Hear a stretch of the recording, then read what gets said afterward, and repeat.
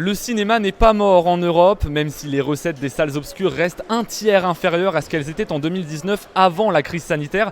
La tendance est plutôt à la hausse depuis fin 2020. C'est en tout cas ce que relève Gilles Fontaine de l'Observatoire européen de l'audiovisuel. Plutôt en phase de convalescence, c'est-à-dire qu'après évidemment le Covid, 2021 avait marqué un rebond, 2022 à nouveau, et les chiffres continuent à s'améliorer également pour le début de l'année 2023, mais avec évidemment des différences entre pays. On a noté que la situation était très favorable par exemple au Danemark en termes de récupération, qu'elle était moins positive par exemple en Italie ou en Espagne.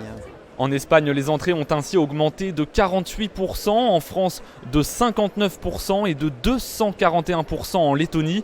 Une fréquentation des salles de cinéma fluctuante pour différentes raisons.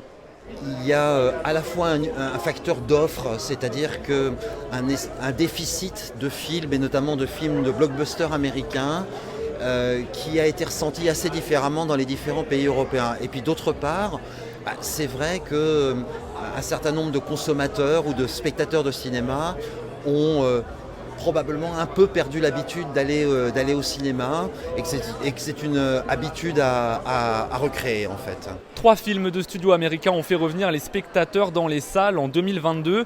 Top Gun, Avatar et Les Mignons avec plus de 30 millions d'entrées chacun. Des films dont le budget dépasse largement ceux des films européens, comme le souligne Martin Kanzler de l'Observatoire européen de l'audiovisuel. Je ne sais pas combien la production de Top Gun a coûté, mais en moyenne, le budget des films européens est de 2 millions d'euros. Ce n'est rien du tout comparé au budget des films américains. Donc évidemment, les productions américaines ont besoin de vendre beaucoup plus de tickets pour rentabiliser leurs films. L'industrie des films européens n'a pas besoin d'avoir le même nombre d'entrées pour rester compétitive, dans le sens où les productions coûtent beaucoup moins cher. Et les films européens s'en sortent bien, leur part de marché augmente même, passant de 26,8% à 28,4% en 2022.